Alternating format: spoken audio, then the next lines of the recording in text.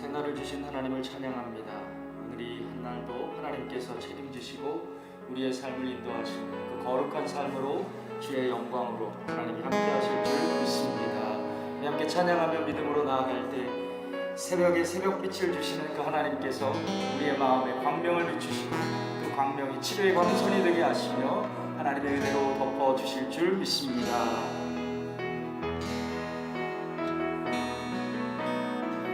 이 세상을 살아가는 동안에 세상을 살아가는 동안에 나의 힘을 의지할 수 없으니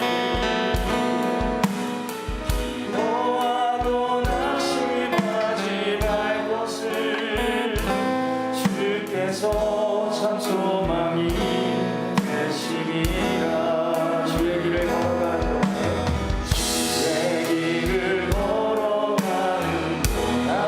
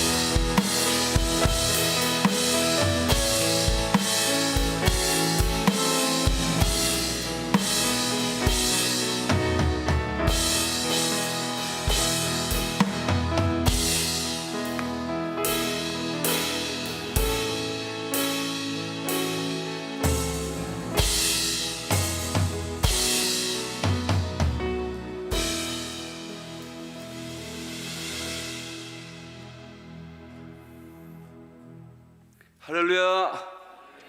안녕히 주무셨습니까? 예, 반갑습니다. 오늘 2일차 아침 기도회를 시작하겠습니다.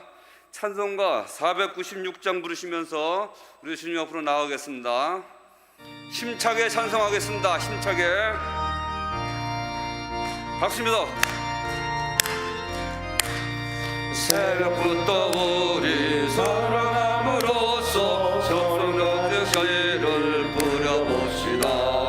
열매 차차 익어 곡식 걸을 때에 기쁨으로 늘 거두리로다. 거두리로다. 거두리로다. 기쁨으로 늘 거두리로다. 거두리로다. 거두리로다. 기쁨으로 늘 거두리로다. 비가 오는 것과 바람 부는 것을 기쁘지 말고 물어봅시다. 일을 마칠 덕고 곡식 거둘 때에 기쁨으로 늘 거두리로다. 거두리로다. 거두리로다. 기쁨으로 늘 거두리로다. 거두리로다. 거두리로다. 기쁨으로 늘 거두리로다. 씨를 뿌릴 때에 나지 아니할까 걱정하지 말으리라도 나중 예수께서 괜찮으시니 기쁨으로 늘 거두리로다. 거두리로다. 거두리로다. 기쁨으로 늘 거두리로다. 거두리로다. 거두리로다. 기쁨으로 늘 거두리로다. 아멘. 이 시간은 주한지방 회장으로 수고하시는 우리 이항구 장로님께서 대중기도 해주시고요. 이어서 성경봉독을 인천중앙지방 회장으로 수고하시는 김청교 장로님께서 성경봉독을 해드리겠습니다.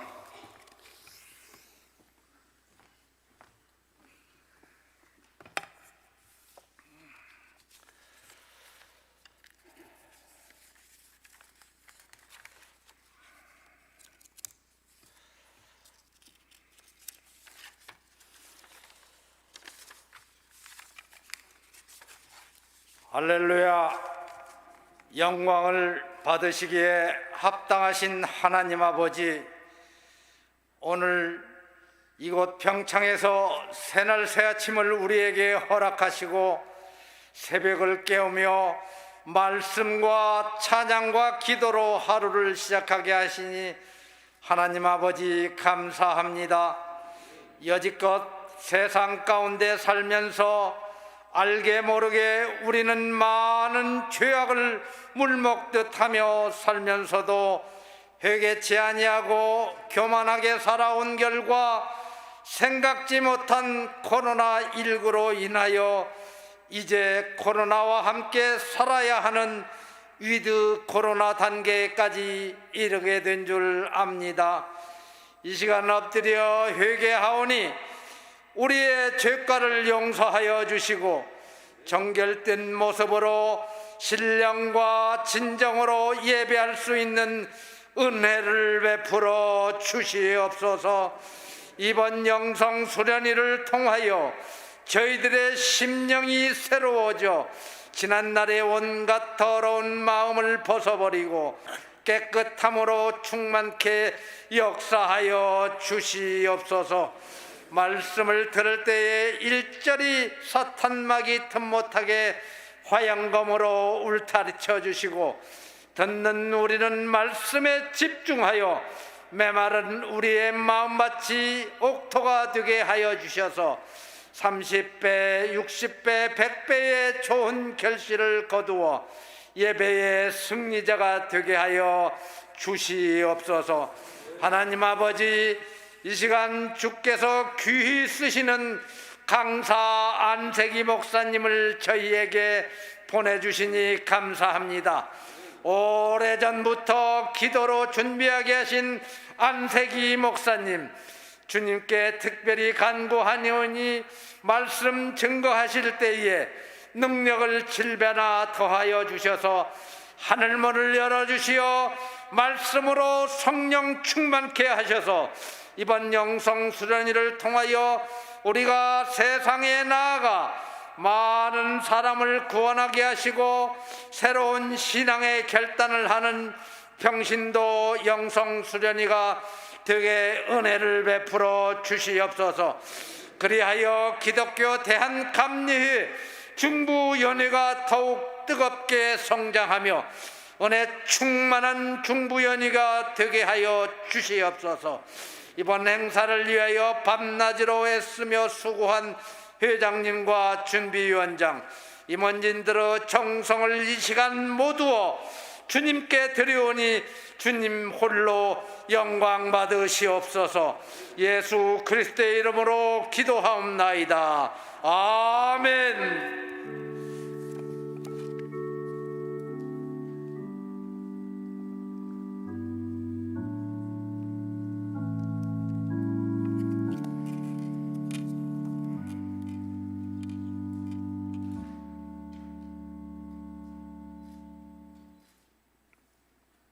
성경 말씀은 디도서 2장 11절에서 14절 말씀입니다.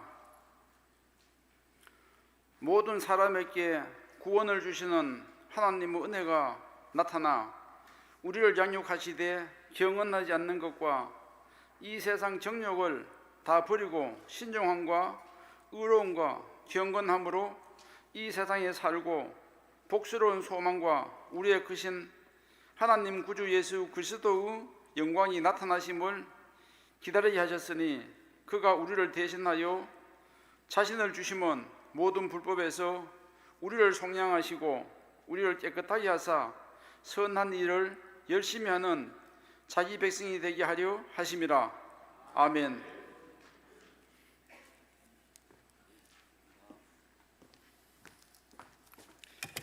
예, 강사 목사님을 소개해 드리겠습니다. 우리 강사 목사님은 인천 주황지방 새빛교회라고 있습니다. 우리 안홍식 장로님 아시죠, 여러분들? 유명하신 안홍식 장로님, 우리 직전에 충무님 하셨는데, 예, 그 교회 그 심무하시는 그 담임 목사이십니다. 예, 안세기 목사님이요. 이제 안세기 목사님 나오셔서 거룩한 교회 선교적 공동체라는 말씀을 가지고 말씀을 전하실 때 마음 열어놓고 많은 은혜 받으시길 바랍니다. 이제 목사님 나오실 때 할렐루야를 외치면은 아멘으로 화답하시기 바랍니다. 우리 안세기 목사님을 소개하겠습니다. 할렐루야. 예, 여러분 반갑습니다. 그리고 감사합니다. 제가 조금 다른 연회를 잠시 갔다가 다시 우리 중부연회로 제가 오게 되었는데, 그래서 여러분이 이렇게 만나 뵙게 된 것 같습니다. 제가 감리사할 때 한 6년, 7년 전에 여기에 왔던 기억이 있고요.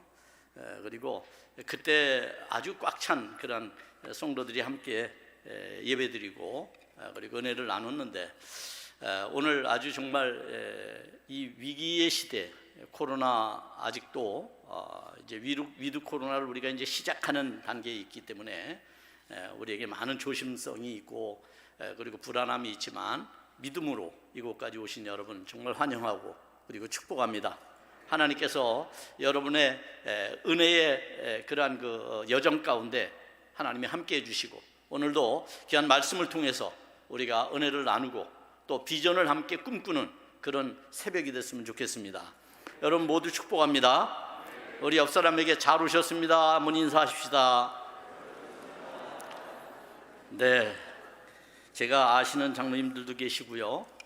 또 한 지방에서 같이 오래도록 호흡을 맞췄던 장로님들도 계셔서 매우 반갑고, 또 우리 새빛교회 장로님들 친히 또 바쁘신데도 저하고 같이 동행해 주셔서 감사합니다. 이 아침에 여러분과 말씀을 나누기 전에 어제 저녁에 보니까 아주 그 멋진 교회에서 특송을 하더라고요. 근데 오늘 아침에 저희들이 특송 좀 해야 되지 않겠어요? 그래서 우리 다 같이 특송 한번 하려고 그럽니다. 반주자 어디 가셨나 봐요? 반주자님이 우리 좋으신 하나님 좀 악보 좀 띄워주시면 같이 한번 찬양하겠습니다.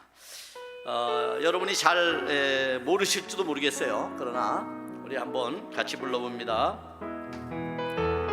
좋으신 하나님 너무나 내게 좋은 분 찬양하리 영원히 참 좋은 분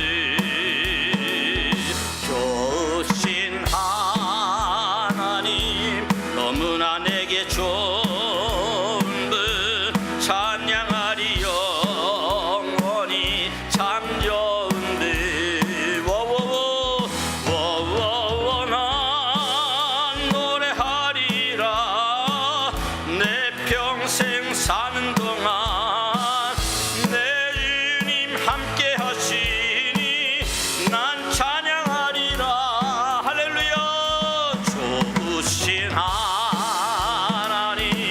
너무나 내게 좋은 분 찬양하리 영원히 참 우리 좀 더 빨리 해볼까요? 좋으신 하나님 좋으신 하나님 너무나 내게 좋은 분 찬양하리 영원히 참 좋은 분 아멘 좋으신 하나님 너무나 내게 좋은 분 찬양하리 영원히 참 좋은 분 아멘 워워워 난 노래하리라 내 평생 사는 동안 내 주님 함께 하시니 난 찬양하리라 좋으신 하나님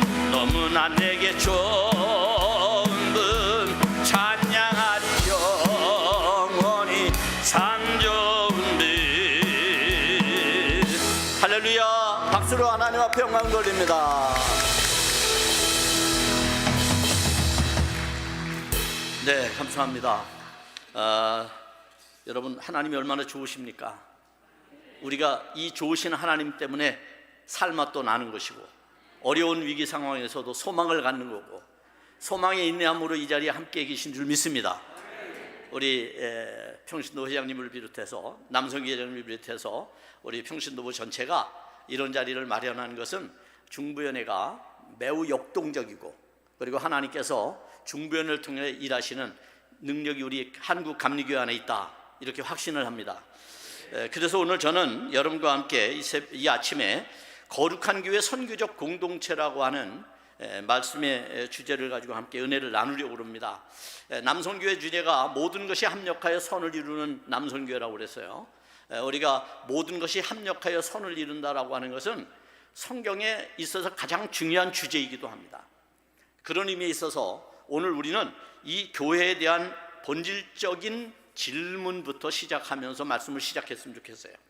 여러분 혹시 우리가 대답하면 그게 또 이제 혹시 좀 틀릴까 그렇게 염려도 되고 그러잖아요. 그래서 속으로만 대답하시기 바랍니다. 제가 여러분에게 이런 질문을 드립니다. 교회는 무엇을 하는 곳입니까? 네, 속으로 2초 대답하셨죠? 교회는 무엇을 하는 곳일까? 자, 이 질문은 교회에 대한 정체성을 여러분들에게 묻는 질문입니다. 교회는 도대체 무엇을 하는 곳인가? 교회가 무엇을 하는 곳인 줄을 알고 우리가 다녀야 된다는 거야. 우리가 교회를 사랑하는데 교회가 무엇을 하는지를 모르고 사랑하면 그것이 이제 맹목적인 신앙이 되어버립니다. 그래서 우리들로 하여금 교회 본질을 바로 이해하는 것이 오늘 필요하다는 생각을 갖습니다. 더군다나 이 시대에 아주 혼탁한 시대입니다. 그러한 시대 속에서 이단도 넘쳐나고 우리 한국교회에 유난히 이단이 많아요. 그런 과정 속에서 교회가 무엇인지를 아는 것만큼 중요한 일은 없습니다. 왜? 하나님께서 이 지상에다가 하나님께서 세우신 그러한 불안정하지만 완전을 추구해가는 교회, 그것이 바로 우리가 사랑하는 교회이기 때문입니다. 우리 감리교회도 역시 마찬가지입니다. 감리교회조차도 우리가 이런 정체성을 잘 이해하고 우리가 신앙생활을 하게 되면 내가 감리교도라고 하는 여러분 나름대로의 자부심, 자긍심 이런 것들이 우리 안에 생깁니다.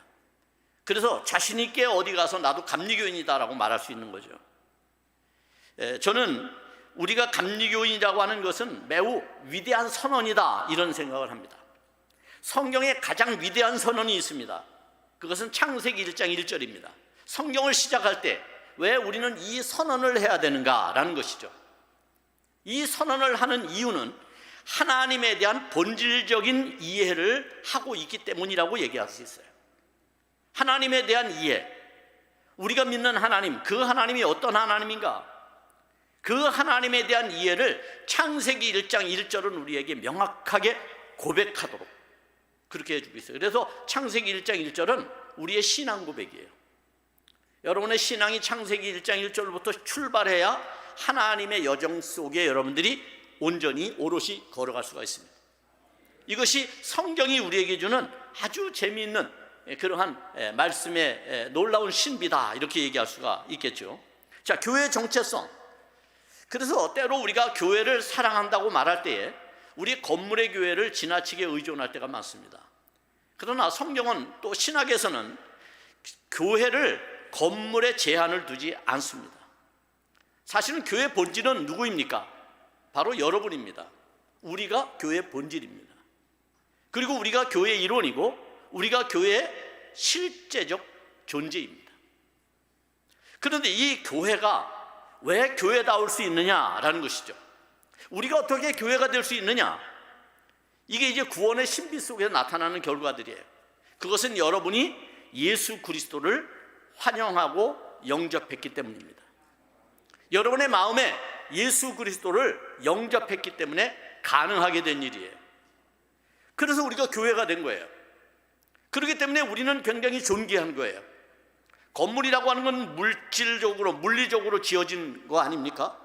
건물을 자랑하려면 여러분 뭐 롯데타워가 가장 자랑스럽겠죠, 대한민국에서. 그죠? 그러면 우리가 세상에 자랑할 게 물질의 세계라면 세상에 돈 많이 가진 사람들, 세상에 재력이 넘치는 사람들이 훨씬 더 자랑거리가 많다는 거죠. 우리는 그들과 비교할 수 없는 자랑거리를 가지고 있는데 그것은 우리 자신입니다. 왜? 내가 비록 연약해도 내 안에 누구를 가지고 있어요? 예수 그리스도를 가지고 있습니다. 그래서 우리는 보배가 되는 겁니다. 보배로운 그릇이 되는 거예요. 그래서 예수 그리스도가 가장 잘 드러나는 곳이 어디냐? 그게 교회입니다. 교회가 뭘 자랑하겠어요? 자랑해야 될 것 오직 하나밖에 없어요. 예수 그리스도만 자랑해야 합니다. 여러분, 이단과 정통교회의 차이점이 뭡니까? 예수 그리스도를 믿는가 믿지 않는가에 있는 겁니다. 거기에 뭐 은사가 다르고 거기에 신앙생활이 다르고 이런 것들은 중요하지 않습니다. 가장 중요한 것은 예수 그리스도를 믿는가에 관한 것이죠. 오늘 우리는 이 예수 그리스도를 믿기 때문에 이 자리에 있습니다. 이것이 교회를 이룬 우리의 공교회성이다 이렇게도 얘기할 수가 있습니다. 여러분, 나눠드린 팜플렛의 38페이지에 보면 제 강의에 대한, 제 설교에 대한 내용들이 여기 기술되어 있습니다. 자, 교회란 무슨 말인가요? 이것은 에클레시아 이렇게 교회를 부릅니다. 그런데 이 에클레시아는 원래 교회의 용어가 아니었어요. 이 용어는 원래 민주적인 이제 사회가 형성이 되면서 소위 호메루스라고 하는 시대의 민중회의라고 하는 그러한 고대 그리스도 도시국가에서 행했던, 그래서 모든 사람들이 참여해서 어떤 결정을 내리는 거죠. 결정을 내릴 때에 거기에 참여하는 그룹을 뭐라고 불렀느냐 하면 에클레시아라고 불렀어요. 여기는 이제 18세 이상 되는 성인 남자들만 참여하게 되어 있었어요. 그래서 그 사회가, 그 국가가 지향하는 것을 결정하는 그런 일들을 했죠. 그런데 지금은 이제 인구가 너무 많아졌잖아요. 그 시대는 인구가 적었어요. 그래서 모두가 다 모일 수 있었어요. 근데 지금은 인구가 너무 많아요. 우리나라만 해도 5천만이 한꺼번에 모일 수 없잖아요. 그럴 수 있는 공간이 없어요. 그러니까 오늘날 우리의 이제 민주주의는 대표성을 뽑아서 국회도 보내고 뭐 장관도 시키고 뭐 사법부, 행정부, 입법부라고 하는 삼권 분립의 어떤 견제를 갖는 그러한 구조를 갖게 된 거예요. 이게 민주적인 발상이거든요. 그럼 교회 안에도 그런 것이 있다는 거예요. 근데 이게 이제 교회에서 출발한 것이 아니라 이렇게 어떻게 보면 그리스 로마 문화가 형성이 되면서 만들어진 용어 가운데 하나인데 그걸 이제 교회가 수용한 거예요. 여러분 뭐 이렇게 교회가 수용했다고 해서 교회가 왜 그런 걸 수용했을까, 세상적인 것을 이렇게 생각하면 안 됩니다. 교회의 우수성이 여기 있습니다. 교회의 우수성이라고 하는 것은 다 수용되어진 거예요. 여기 있는 이 마이크가 처음부터 교회용으로 나온 게 아니거든요. 그죠? 이것을 교회가 수용해서 거룩한 도구로 사용하는 거죠. 이것이 하나님의 문화적인 사명, 그것을 행하는 일이라고 얘기할 수 있어요. 이 일을 위해서 우리는 부름을 받았어요. 그래서 우리는 세상을 자꾸만 바꿔나가고 있는 겁니다. 변화시켜 나가고 있는 겁니다. 새롭게 하고 있는 겁니다. 그것이 신앙의 역동성이고 신앙생활을 우리의 모습이라고 얘기할 수 있어요. 결국 이 전치사 에크라고 하는 것과 동사 할레오라고 하는 말이 합쳐져서 생긴 용어라고 할 수 있는데, 이 용어는 집회, 모임, 또 교회, 그리고 더 나아가서는 이 본래적인 뜻은 세상에서 부르심을 받은 사람들, 부름을 받은 사람들의 모인 무리의 주안점이 있습니다. 그러니까 무리라고 하는 것은 여러분 자신을 말하는 거예요. 우리 자신을 말하는 거죠. 그러니까 우리가 교회의 본질이에요.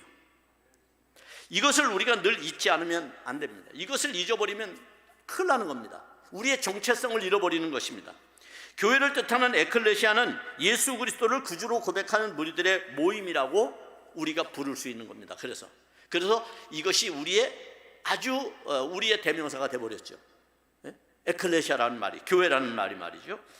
오늘 성경 에베소서 22장 22절부터 23절에 이런 말씀이 있습니다.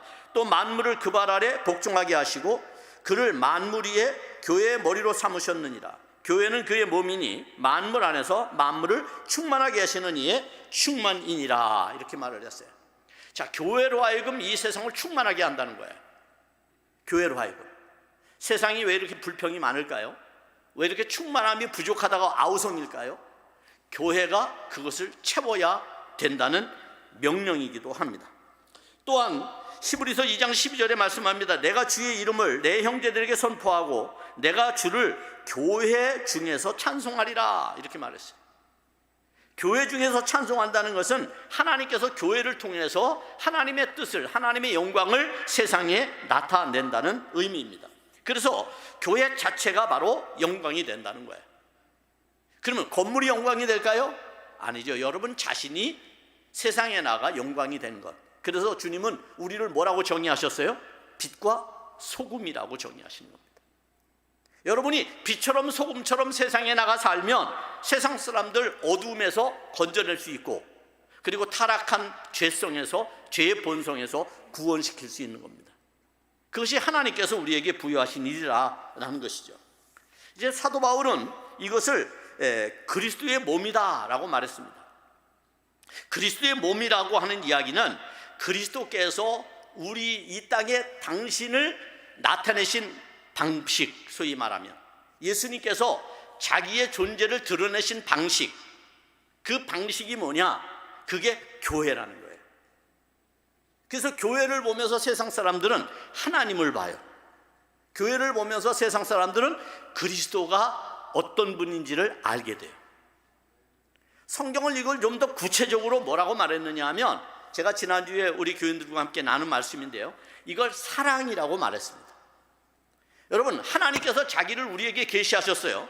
자기를 우리에게 표현하셨고 나타내셨는데, 그러면 하나님께서 당신을 우리에게, 영적인 하나님이잖아요. 하나님을 본 사람은 세상에 없잖아요. 그런데 하나님께서 자기를 우리에게 나타내실 때 어떤 방식으로 나타내시느냐? 성경에서는 사랑으로 나타나신다, 그렇게 말했어요. 사랑으로 당신을 나타내셔. 그래서 우리는 하나님은 어떤 분이라고요? 사랑이시다라고 정의하는 겁니다. 하나님은 사랑이시다. 그런데 오늘 사랑이 우리에게로부터 세상으로 흘러가야 되는데 흘러가지 못한다라고 한다면, 그 사랑 속에 존재하시는 하나님을 세상 속에 우리가 나타낼 수가 없다는 겁니다. 이것이 오늘 우리의 영적인 위기이기도 합니다. 사실은 위기가 여기에 있는 거예요. 그래서 세상을 향해서 우리가 주의 복음을 전하고, 오늘 여러분들이 이 자리에 모여서 우리가 영혼 구원을 위해서도 애타게 부르짖고 기도하는 여러 요소들이 있습니다만, 본질적으로 영혼을 구원하는 일이 우리에게 왜 그렇게 중요한 거냐라고 하는 것은, 이 교회론에 있어서 교회를 잘 이해하면 이 교회가 오늘 이 시대에 어떤 역할을 해야 되는지를 우리는 좀 더 명확하게 할 수 있다는 겁니다. 그래서 저는 이런 질문을 또 여러분에게 한번 드리고 싶어요. 속으로 한번 대답해 보세요. 그렇다면 아직도 주님의 교회가 지상의 유일한 소망이 될 수 있습니까? 자, 대답하셨어요? 될 수 있다고 대답하셨겠죠? 저도 그렇게 생각합니다. 될 수 있습니다. 그러면 어떻게 될 수 있을까요? 시계가 없는 거 보니까 제가 시간을 좀 체크하면서 해야지 여러분의 시간을 뺏지 않을 것 같아요. 자, 오늘 제가 여기 여러분 나눠드린 워크북에 세 가지를 이야기하고 있습니다. 그 세 가지는 오늘날 교회가 이 세상 가운데 복음을 드러내는 아주 중요한 요소라고 생각을 합니다. 그 첫째는 하나님의 나라를 지향하는 구원의 공동체입니다. 예수님께서 이 땅에 오셔서 가장 먼저 선포하신 말씀이 뭐예요? 여러분 다 아시죠? 회개하라, 천국이 가까이 왔다. 여러분에게 이 시간 좀 충격적인 이야기를 해드리겠습니다. 천국은 오는 겁니까? 가는 겁니까? 가는 거예요? 천국은 오지 않으면 갈 수가 없습니다. 예수님은 이미 가까이 왔다고 했습니다. 천국의 본질이 뭔가요? 그게 바로 예수님입니다. 천국은 어떤 곳인가요? 예수님이 다스리는 곳이 천국입니다. 지금도 여러분의 마음을 예수님이 통치하고 계시다면 우리는 천국을 살 수 있습니다. 그러면 예수님께서 우리를 영원한 천국까지 그분의 생명으로 우리를 인도해서 가시는 겁니다. 그것이 예수님께서 말씀하신 거예요. 그러니까 천국이 여러분 안에 이미 오셨습니다. 여러분, 천국이 여러분에 오셨을 때 여러분 환영했잖아요. 할렐루야 하고 환영했잖아요. 마음문을 열고 주님을 모셔드렸잖아요. 그러니까 세례 요한이 주님이 오실 길을 닦아라 그렇게 말을 하잖아요. 주님이 오실 길을, 굽은 길은 곧게 하고, 높은 산은 낮아지고, 교만한 것은 좀 낮추고, 너무 미천한 것은 좀 올리고 해서 평평한 길을 닦아라. 그 길로 주님이 오실 것이다. 주님이 우리의 마음에 아주 기쁨으로 찾아올 것이다. 그래서 주님을 여러분이 환영한 사람들이에요. 여러분, 천국에 대한 예를 들을 때 이런 얘기를 해요. 예수님께서 어린아이 하나를 세우고 이런 말씀을 하셔요. 이 어린아이와 같이 천국을 받들고 천국을 환영하지 않는 사람은 하나님 나라에 들어갈 수가 없다. 천국의 주인공은 이 어린아이다. 이때 중요한 것은 어린아이는 수용성이 있다는 거예요. 여러분, 복음을 전해보면요, 별 핑계가 다 있어요. 어떤 사람들 뭐 돈 벌고 나서 교회 가겠습니다. 시간이 없어요, 교회 가기에. 또 뭐 여러 가지 온갖 핑계를 다 대죠. 여러분, 기회라고 하는 것은요 늘 있는 게 아닙니다. 주님께서 여러분 우리에게 이걸 여러분 기억해야 돼요. 우리가 주님을 믿게 된 것은 내 의지로 믿은 것 아니에요. 내 노력으로 믿은 게 아닙니다. 전적인 하나님의 은혜입니다. 전적인 하나님의 은총입니다. 이게 선행 은총이라고 하는 거예요. 신학적인 용어로 선행 은총. 다시 말하면 예수님이 우리를 먼저 찾아오셨어요. 누구를 통해서? 성령을 통해 여러분을 움직여서, 여러분에게 감동을 주셔서. 그래서 여러분들이 복음을 들고 밖에 나가서 복음을 전합니다. 그때 그 복음을 전하는 사람이 어떤 사람이냐? 소자예요. 세상 사람들은 복음을 전하는 사람들을 위대하게 보지 않아요. 돈 많고 멋진 차 타고 다니고 좋은 집에 사는 사람 위대하게 보지, 전도지 들고 다니면서 복음 전하는 사람 위대하게 보지 않아요. 그런 사람들은 아주 소자예요. 근데 그 소자를 환영하는 사람, 그 사람들에게 예수님이 복을 주겠다고 말씀하셨어요. 그 사람은 통째로 어떤 복을 받느냐? 하나님의 나라라고 하는 나라를 통째로 받는 거예요. 여러분, 얼마나 부자입니까? 여러분 대단한 부자입니다. 세상에 부동산을 가지고 폼 잡는 사람 될 거 아닙니다. 여러분은 나라를 소유한 사람이에요. 그러니 여러분 이런 자긍심을 가지고 신앙생활을 해야 됩니다. 위축돼서는 안 됩니다. 주의 복음을 전하는 일이 우리에게 그만큼 중요하다고 하는 것은 우리가 이미 경험했기 때문이에요. 내 안에 예수 그리스도를 영접하고 그분이 나로 하여금 그분의 통치 속에서 내가 살아가게 될 때에 나의 삶이라고 하는 것은 언제나 구원의 여정 속에 있게 되는 것이고 하나님의 보호와 인도하심을 받게 되는 것이고 주님의 축복과 주님의 섭리하심 가운데 내가 살아가게 된다고 하는 거예요. 그래서 예수 믿는 사람들이 언제든지 당당한 거예요. 우리는 언제든지 당당한 거예요, 여러분. 그래서 우리가 예수 그리스도를 믿는 이 믿음 자체가 우리에게 얼마나 중요한 가치를 갖는지를 우리는 새삼 깨달을 필요가 있습니다. 그렇습니다. 여러분은 이미 예수님을 환영한 사람들입니다. 그래서 예수님을 여러분의 마음에 모셔들었고 영접했습니다. 예수님이 여러분 안에 주인이 되셨잖아요. 그래서 여러분 예수님을 뭐라고 불러요? 주님, 그렇게 부르는 겁니다. 주인 주자입니다. 예수님이 여러분의 주인이 됐다는 얘기예요. 이 주인이 되었다는 얘기는 왕권, 통치적인 개념입니다. 통치적인 개념. 예전에 왕정 시대에는 왕이 모든 것 다 가지고 있었잖아요. 그죠? 왕의 백성이고 왕의 신하이고 그랬잖아요. 그러니까 왕의 개념으로 성경을 쓰다 보니 성경 안에 그런 통치적인 용어들이 등장하게 되는 거죠. 그래서 우리들로 하여금 하나님의 다스림, 하나님의 주권적 섭리가 작동하는 것, 그게 바로 우리 자신이고 교회다, 이렇게 말씀드릴 수 있어요. 그래서 교회라고 하는 것이 가장 중요하게 취급해야 되는 것은 뭐냐면 죄의 문제를 취급해야 돼요. 교회는 여러분 위대한 병원, 유명한 병원 어떻습니까? 뇌 환자들에게 유명한 병원 있고 암도 여러 가지 종류가 있는데 거기에 따른 유명한 병원들이 있죠. 근데 그 병원을 찾아갔는데 그 병원에 갔는데 의사 선생님이 한 시간 동안 여러분을 데리고 이 말 저 말 세상적인 이야기하고 그리고 나중에 처방을 내려주는데 한 진통제만 여러분에게 준다면 그 병원은 좋은 병원일까요? 좋은 병원이 아니죠. 그것은 오히려 병을 더 돋구는 일을 한다는 거예요.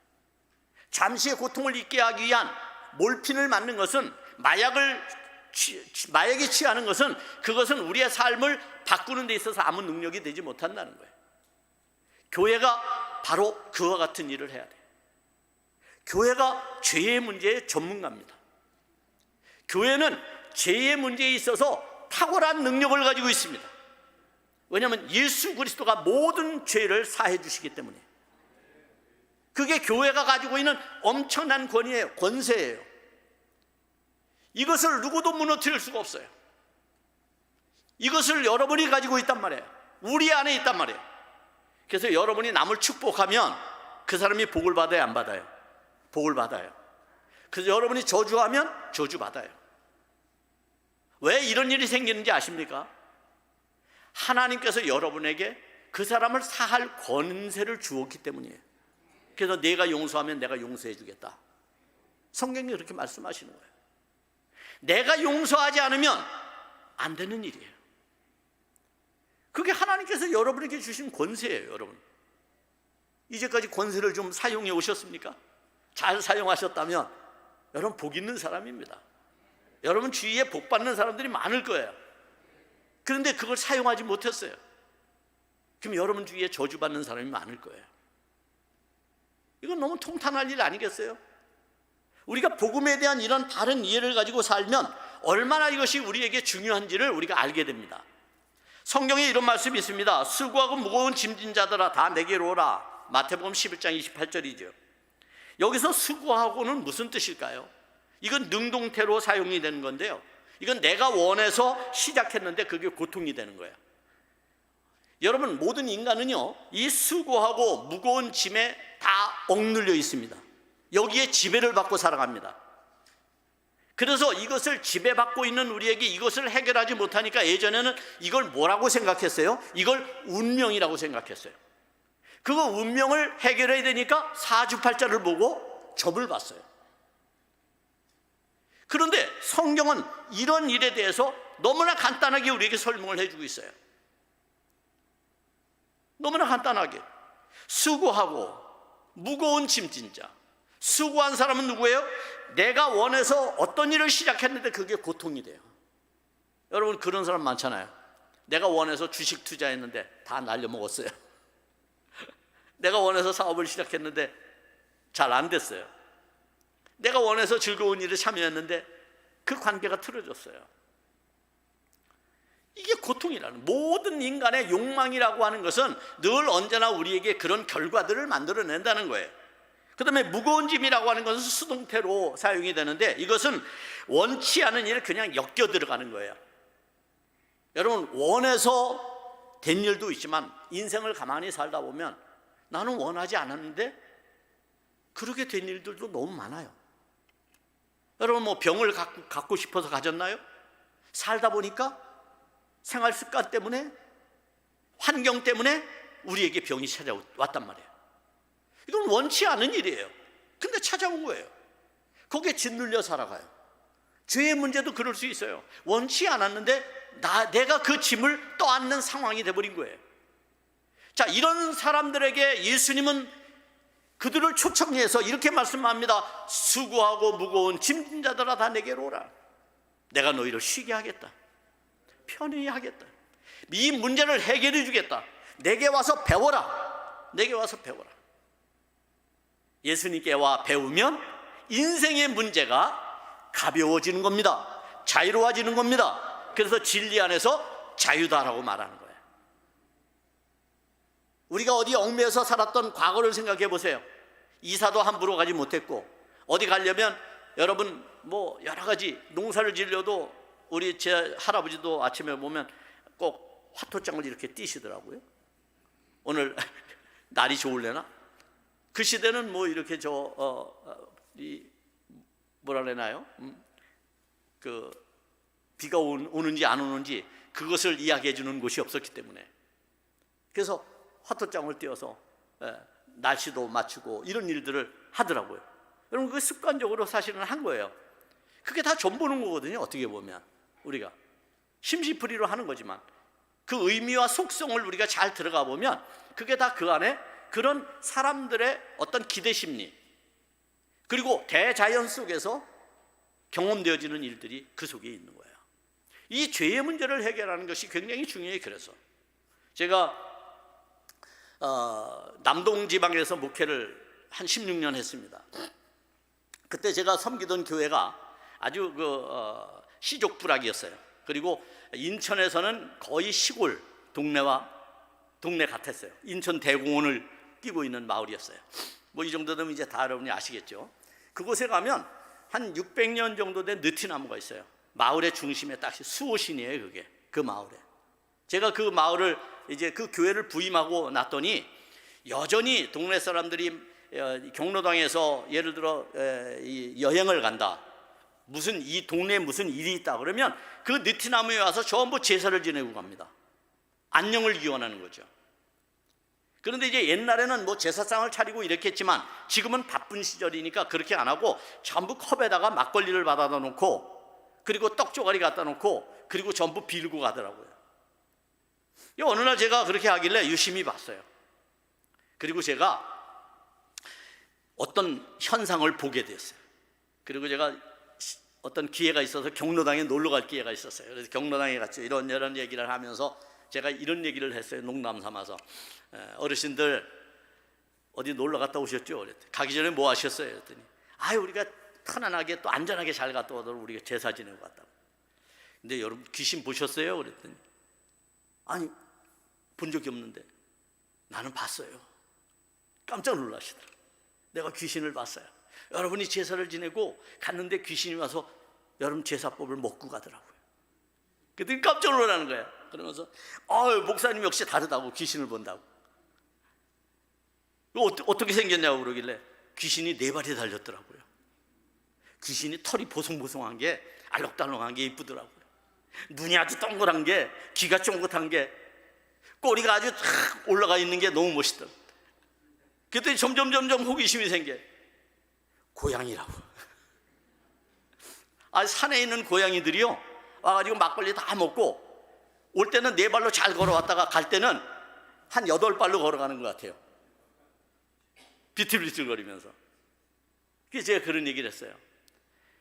이게 결국 여기에 막걸리를 받아놓고 여러분이 안녕을 기원하지만 그것은 믿음 없는 우리의 연약함 때문에 되어지는 일이다. 그러니 이런 짓을 우리가 하지 않는 게 여러분의 인생에도, 여러분의 인격에도, 그리고 젊은 사람들 보기에도 좀 좋지 않지 않겠는가? 그 이유로 여러분 안 했어요. 그 이유로 막걸리 받아 놓고 절하는 사람이 없어요. 그게. 그리고 그분들과 그 어르신들과 아주 친밀해졌어요. 그리고 그분들을 위해서 한 10년 동안 제가 무료 급식을 교회에서 해드린 적도 있어요. 그러니까 이런 일들을 통해서 우리는 그들이 마음에 짊어지고 있는 죄성을 가볍게 해주는 거예요. 그리고 예수 복음을 그들에게 전해주는 것이죠.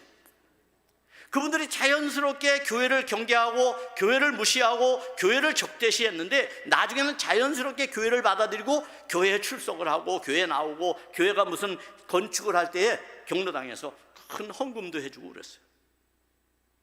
어르신들이 말이죠. 이런 일들이 교회 안에 일어나는 것이죠. 그래요. 교회는 죄의 문제를 해결하기 위해 교회가 존재하는 것입니다. 세상이 얼마나 어수선합니까? 죄의 문제로 얼마나 많은 사람들이 서로 고통받고 있습니까? 이 문제를 해결하는 것이 교회가 가져야 될 아주 중요한 사명입니다. 14절 말씀입니다. 오늘 본문 14절은 이렇게 말씀합니다. 그가 우리를 대신하여 자신을 주심은 모든 불법에서 우리를 속량하시고, 속량이 무엇입니까? 노예가 자기가 자유롭게 되는 데 있어서 속전을 내는 것, 노예의 신분을 박탈시키는 돈을 지불하는 거잖아요. 여러분이 죄를 지불해 주신 분이 계시단 말이에요. 그게 예수님이란 말이에요. 예수님이 십자가에서 우리의 죄성을 대신 짊어지시고 주님께서 사셨기 때문에 오늘 우리는 죄로부터 자유롭게 된 줄로 믿습니다. 두 번째는 세상과 구별된 거룩한 공동체이기 때문입니다. 왜 우리가 아직도 희망이냐? 여러분이 왜 세상의 희망인가요? 그것은 우리가 거룩한 공동체이기 때문에 그렇습니다. 14절 말씀을 다시 봅니다. 그가 우리를 대신하여 자신을 주심은 모든 불법에서 우리를 속량하시고 우리를 깨끗하게 하사 그렇습니다. 깨끗하게 했다는 겁니다. 여러분들을 이미 깨끗하게 하셨다는 겁니다. 그러니 우리는 더 이상 더러울 이유가 없습니다. 왜? 우리는 거룩한 존재가 되었으니까요. 예수님께서, 하나님께서는 이 거룩이라는 말을 통해서 당신의 본래적인 가치가 무엇인지를 우리에게 드러내십니다. 레위기 11장 45절에서 내가 거룩하니 너희도 거룩하라 이렇게 명령하셨어요. 여러분, 하나님은 거룩한 분이신데 우리도 거룩하라는 거예요. 그럼 하나님처럼 되라는 말이죠. 그럼 어떻게 하나님처럼 될 수 있을까요?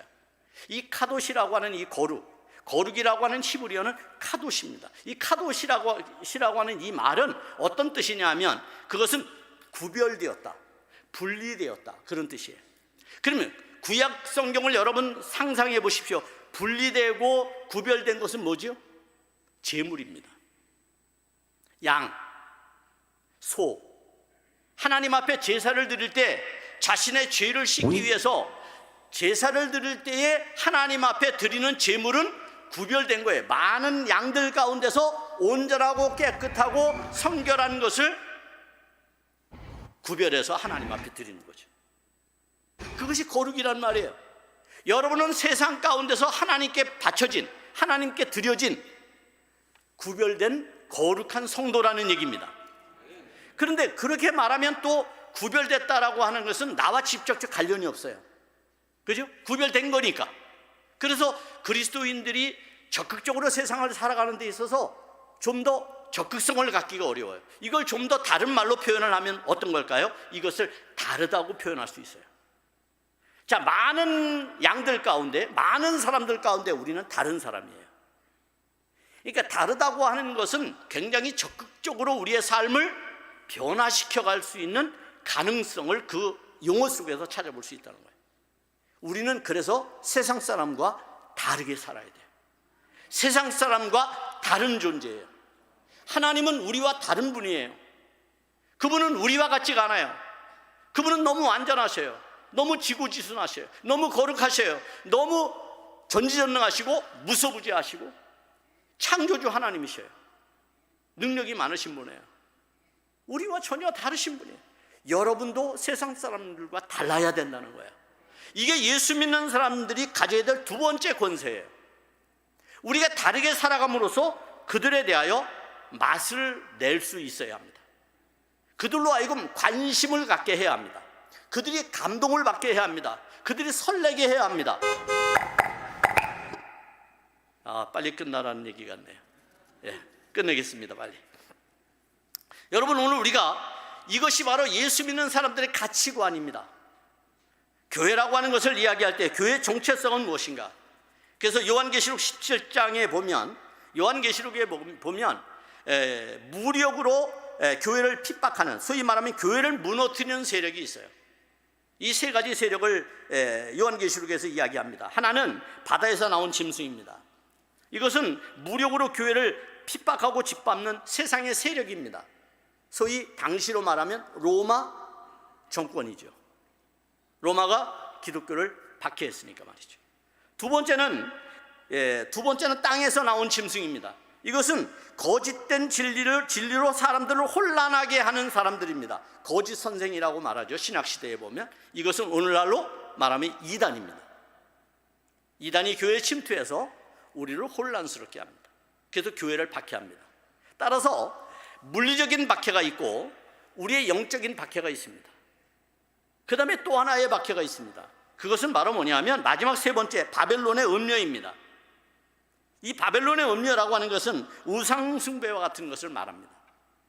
아직도 여전히 존재하고 있는, 하나님을 의지하기보다는, 하나님을 사랑하기보다는, 하나님께 영광 돌리기보다는, 하나님께 예배하기보다는 나 자신과 나의 삶을 위해서 하는 모든 행위들을 말하는 것이죠. 그렇게 보면 우리가 바벨론의 제국적인 삶을 따라서 물질 만능과 권력의 탐욕과 음란한 죄악, 이런 것을 통해서 하나님을 버리게 되면, 배교하게 되면 그것이 바로 우리로 하여금 타락한 존재, 교회를 타락하게 만드는, 교회를 무너뜨리는 그러한 행위라는 거예요. 이거로부터 지키라고 여러분들 세운 겁니다. 특별히 우리 장로님들을 세운 것은 그거로부터 지키라는 거예요. 우리 감리교회 장로님들은, 제가 늘 장로교육할 때 그런 말씀을 많이 했는데 굉장히 우수합니다. 장로교회 장로님들보다 훨씬 여러분 우수한 겁니다. 왠지 아세요?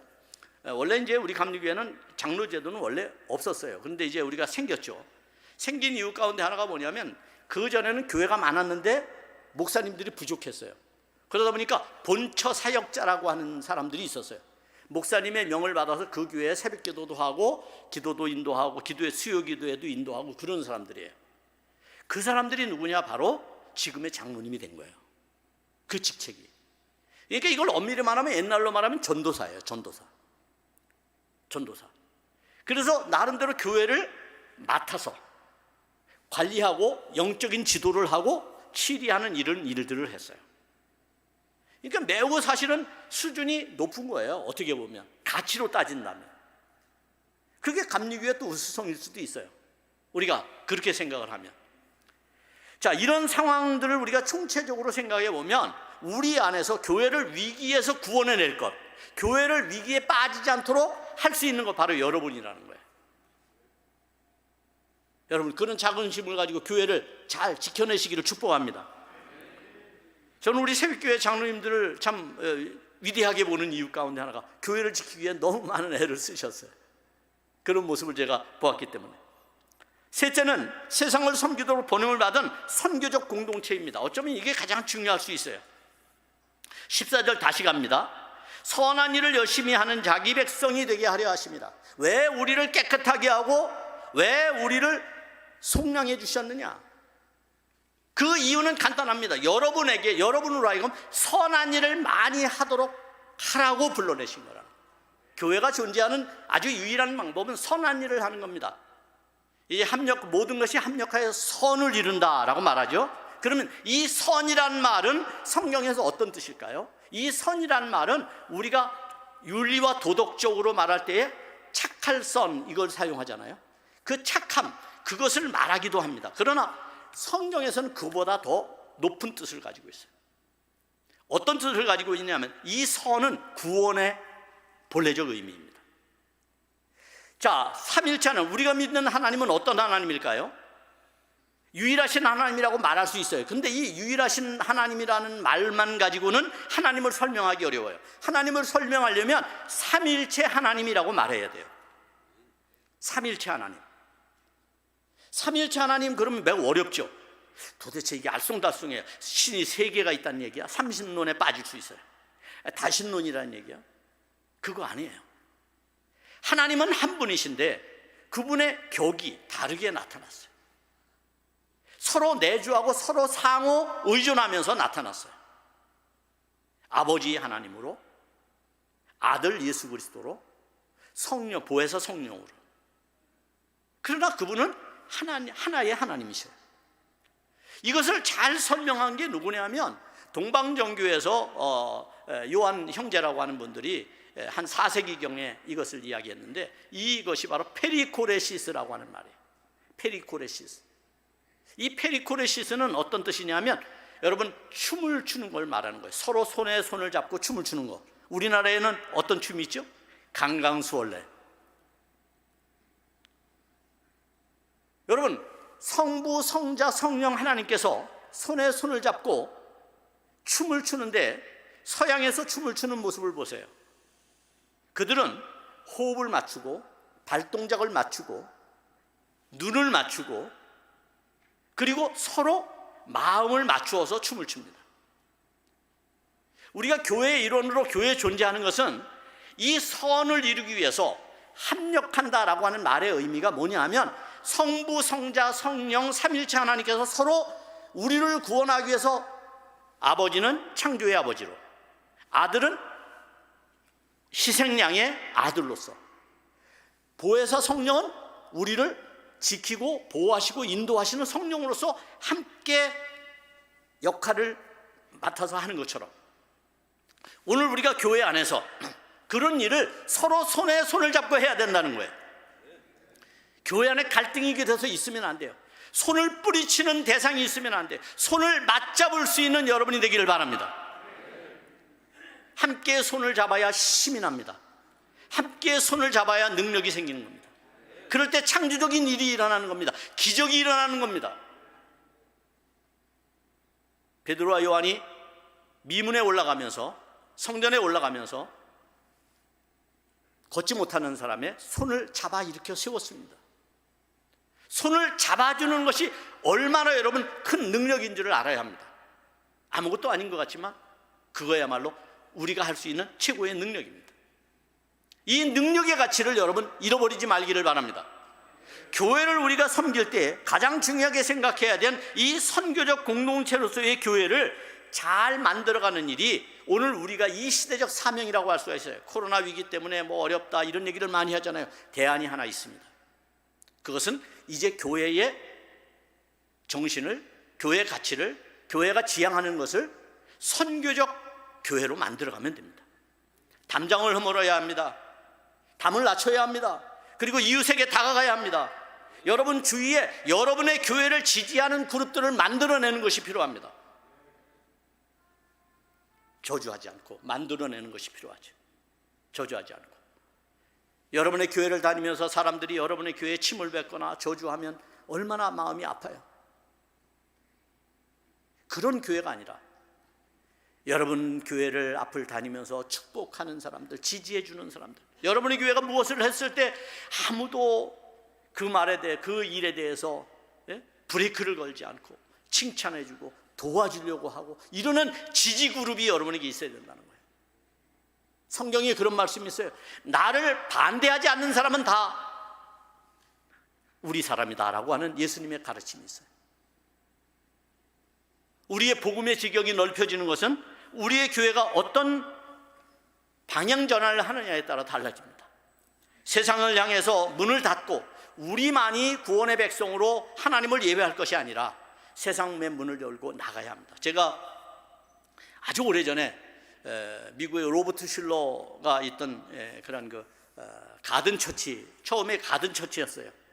왜냐하면 주차장이 고속도로변에 주차장이 넓었는데 그 주차장에다가 무대를 만들어 놓고 그리고 노상에서 설교를 했어요. 예배를 드렸어요. 그래서 고속도로 지나가던 사람들이 들어와서 예배 드리고 가고 이런 일들을 했어요. 그게 크리스탈 처치가 그렇게 바뀐 거예요.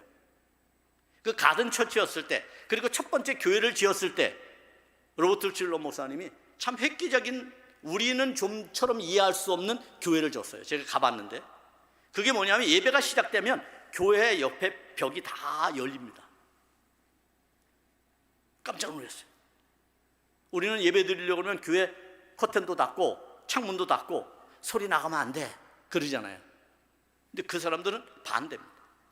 그래서 물었어요. 도대체 왜 그런 겁니까? 그랬더니 이분이 하는 이야기가 너무 감동적이에요. 예배는 우리만 드리는 게 아닙니다. 자연도 예배를 우리와 함께 드려야 되는 거고요. 넌 크리스찬들 지나다니는 죄성에 찌들려 살아가는 사람들도 우리의 예배를 듣고 우리가 하나님을 찬양하는 소리를 듣고 예배 자리에 나올 수 있게 해야 합니다. 감동을 받았어요. 그래서 내가 교회를 지으면 한번 그렇게 져보겠다 그러는데 아직 못 졌어요.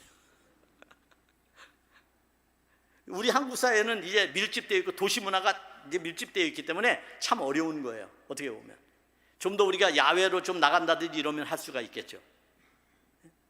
그럼 얼마나 멋진 교회가 될까 이런 생각을 해봅니다. 이제 말씀을 정리합니다. 미국에는 세이비어 교회가 있습니다. 거기는 교인이 150명밖에 되지 않습니다. 그런데 그 교회가 미국 사회를 움직이는 교회입니다. 우리나라에 복지를 한다는 공무원이나 아니면 복지에 관심 있는 목사님들은 이 교회를 한 번씩 다 갔다 왔습니다. 이 교회가 세계적으로 유명한 교회입니다. 그렇다면 그 교회가 150명밖에 안 되는 전부 갑부들이나 전부 지식인들이 와 있을까요? 아닙니다. 거기는 다 노숙자들, 알코올 중독자, 마약 중독자 이런 사람들이 다니는 교회입니다. 근데 어떻게 그렇게 되었을까요? 그 교회가 지향한 게 바로 선교적 교회입니다. 선교적 교회. 우리 한국에도 이런 교회가 있더라고요. 제가 보니까 계양구에 가보면 해인교회라고 있습니다. 아마 계양에 계신 분들은 좀 아실 것 같아요. 복지에 관심 있는 분들. 저는 이 교회 가보고 깜짝 놀랐습니다. 이 교회가 어마어마한 일을 한다고 하는 걸. 그런데 그 교회 교인이 150명밖에 안 됩니다. 그런데 그 교회는 전국적으로 이름이 난 교회입니다. 어마어마한 일들을 합니다. 그 교인의 절반가량이 다 복지에 관련된 일을 합니다. 대단한 일들을 하는 것을 제가 보았어요. 여러분, 선교적 교회로 확장된다는 것은 어떤 의미일까요? 여러분 자신이 살아가고 있는 삶의 자리로 돌아갔을 때 여러분이 교회의 정체성을 잃어버리지 않는 것을 말합니다. 내가 살아가는 삶의 자리에서. 제가 남동구에 있을 때 대한민국에서 최초로 무엇을 관하고 같이 만들었느냐면 동복지연회라는 걸 만들었어요. 동복지연회가 뭐냐면 세모녀 자살 사건이 났어요. 그게 좀 충격이었어요. 그때. 그래서 구청장하고 이야기하다가 교회는 세상이 알지 못하는 조직이 있어요. 여러분, 교회는요 세상이 모르는 조직이 있습니다. 그 조직이 뭔지 아세요? 속회입니다. 속회. 속회는 각 지역으로 흩어져서 4-5명이 조직을 만들어서 지역을 영적인 권위를 가지고 살아가는 공동체입니다. 교회의 가장 작은 단위입니다. 속회가 굉장히 중요합니다. 18세기에 웨슬리 목사님이 왜 이걸 만들었겠어요? 그분은 아주 유능한 행정가였어요. 웨슬리 목사님은 유능한 행정가였어요. 그걸 만든 거예요. 그래서 그런 이야기를 하면서 속회가 활성화되면 좋겠다. 그러면 지역에 배고파하는 사람, 전기가 끊어진 사람, 가스가 중단된 사람, 누가 아픈데 수술비가 없는 사람들, 자녀가 좋은 대학에 갔는데 등록금이 없는 사람들, 이 사람들을 속회가 주위에서 사니까 소문이 듣고 이웃과 교류하면서 알 수 있을 거 아닙니까? 그러면 그런 사람들을 함께 모아다가 돕는다면 얼마나 멋진 사회를 만들 수 있을까? 이런 꿈을 가지고 그런 일들을 했던 적이 있어요. 여러분, 나는 여러분들이 교회에 돌아가서 여러분들이 속회를 활성화시키는 일에 이제는 모여서 예배드리는 공동체가 아니라 그 지역을 영적으로 순찰하는, 그리고 제가 우리 교인들한테 늘 말합니다. 저는 여러분이 하나님 나라의 119대원이라고 생각합니다. 하나님 나라에서 여러분에게 사명을 줬어요. 사람 생명을 살리라고. 그래서 119대원으로 여러분을 뽑아낸 겁니다. 그럼 여러분이 지역에서 아파하고 고통받고 슬퍼하고 괴로워하는 사람들, 여러분들이 도울 수 있으면 함께 돕고, 웨슬리 목사님 때는요, 그 속회가 매일 1기니, 한 주에 1기니씩을 모았어요. 그리고 그 모은 걸 가지고 여러분 고아원도 가고 교도소도 가고 아파하는 사람들 찾아뵙고 이런 일들을 했어요. 그런 것처럼 속회가 자기가 작은 단위를 할 수 있으면 할 수 있어요. 근데 그게 안 됐을 때는 교회에 알리는 거죠.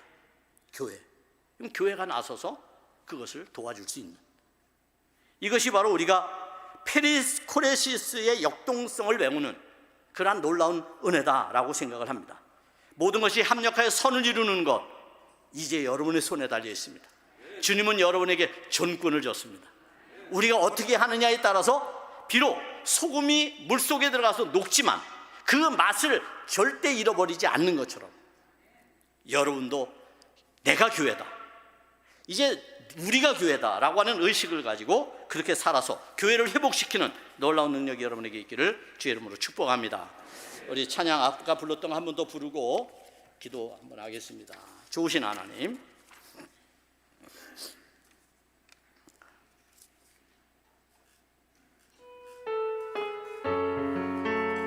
우리 박수하면서 찬양합니다. 좋으신 하나님, 좋으신 하나님, 너무나 내게 좋은 분, 찬양하리 영원히 참 좋은 분. 좋으신 하나님, 좋으신 하나님, 너무나 내게 좋은 분, 찬양하리 영원히 참 좋은 분. 난 노래하리라. 내 평생 사는 동안 내 주님 함께 하시니 난 찬양하리라. 아멘. 좋으신 하나님, 너무나 내게 좋은 분, 찬양하리 영원히 참 좋은 분. 난 노래하리라. 내 평생 사는 동안 내 주님 함께 하시니 난 찬양하리라. 좋으신 하나님, 너무나 내게 좋은 분, 찬양하리 영원히 참 좋은 분. 할렐루야. 우리 시간 기도하기를 원합니다. 여러분, 우리 자신이 교회라고 했습니다. 교회의 정체성을 우리가 깨달았다면 이 교회를 지키기 위해서 위드 코로나와 같은 위급한 상황 속에서 우리가 생명을 구원해내고 하나님의 복음을 전하고 복음을 제시하는 교회로서 우리 교회가 사용되기를 간절히 바라는 마음으로 우리 주여 한번 외치고 기도합니다. 주여. 하나님 감사합니다. 우리에게 주신 하나님의 거룩한 뜻이 교회를 통해서 이루어지게 도와주시고 들으신 하나님의 거룩한 말씀을 통해 이루어지는 은혜가 우리 안에 나타나도록 축복해 주시기를 원합니다. 여기 아버지 하나님의 주의 교회들이 연합하여 경교회를 이루게 하셨고 저들을 통해서 아버지 하나님의 역사를 이루게 하신 주의 놀라운 비전들을 꿈꾸게 하셨사오니 이 일에 우리가 함께 염려하게 도와주시고 이 일에 함께 나섬으로 말미암아 교회를 지키고 맛을 잃어버리지 않는 교회, 아버지 하나님의 소원을 위하여 함께 협력하고 역동적인 삶을 살아가는, 그래서 우리가 아버지 하나님이여 하나님과 주님과 성령과 손을 잡고 함께 아버지 하나님 춤을 출 수 있는 그런 교회가 되도록 인도해 주시기를 원합니다. 하나님 축복하시기를 원합니다. 역사하시기를 원합니다. 주의 뜻이 나타나기를 원합니다. 하나님 인도해 주시고 함께 하시옵소서. 역사하시옵소서.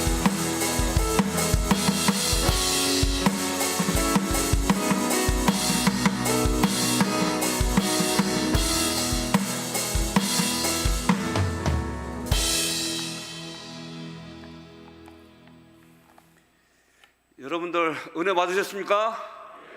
예, 오늘 안세계 목사님 나오셔서 거룩한 교회, 선교적 공동체 이런 말씀 우리 교회 신앙생활에서 많이 듣는데 저는 오늘 이 시간에 확실한 그 용어에 대한 그 단정을 내려주신 것 같아요. 그렇죠, 여러분들요? 예, 다시 한번 오늘 은혜의 말씀을 전하신 우리 안세계 목사님께 참 그 은혜 감사의 화답으로 큰 박수를 부탁드리겠습니다.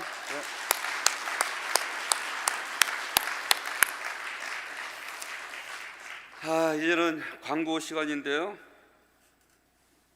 어디 장로님? 예예예예. 부속으로 수고하시는 우리 허현범 장로님께서 광고 말씀을 전해주시겠습니다. 예, 수련회 둘째 날 첫 시간을 주님께서 부어주신 은혜로 시작하게 하신 하나님께 감사와 영광을 돌립니다. 바쁜 중에도 2021년 평신도 수련회 둘째 날 아침 기도회 시간에 오셔서 귀한 말씀을 전해주신 세빛교회 안세기 목사님께 감사를 드립니다. 예배 마치는 대로 건강 강좌가 바로 시작됩니다. 건강 강좌 후 아침 식사가 시작되오니 자리에 잠시 머물러 주시기 바랍니다. 아침 식사 후 특강 두 번째 시간은 9시에 시작됩니다. 오늘 하루도 힘차고 즐겁게 시작하시기 바라며 하나님의 은혜와 평강이 함께 하시길 소망합니다. 감사합니다. 예, 아침에 눈 뜨고 이렇게 예배 참석했는데 시간이 금방 가네요. 너무 아쉽죠? 더 연장할 수도 없어요. 다음 순서 때문에. 오늘 은혜의 말씀을 전하신 우리 안세기 목사님 나오셔서 축도하시고 우리 아침 예배를 모두 마치겠습니다. 이제는 우리 구주 예수 그리스도의 은혜와 아버지 하나님의 극진하신 사랑하심과 성령님의 감화감동 역사 충만 위로 교통하심이 우리 중부연에 속한 귀한 아버지 하나님의 우리 감리교도들 그들의 삶과 그리고 그들의 영혼에 이제부터 늘 함께해 주시기를 간절히 축원하옵나이다. 아멘.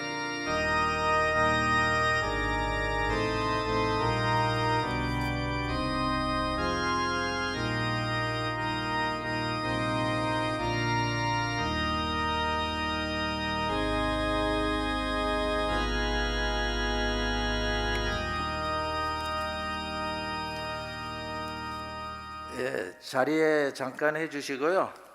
이 시간은 건강 강좌 특강 시간으로 100세 세대를 살아가는 현대인들이 나이를 들면서 무릎뼈 관절이 튼튼해야 구급할 수 있다는 주제로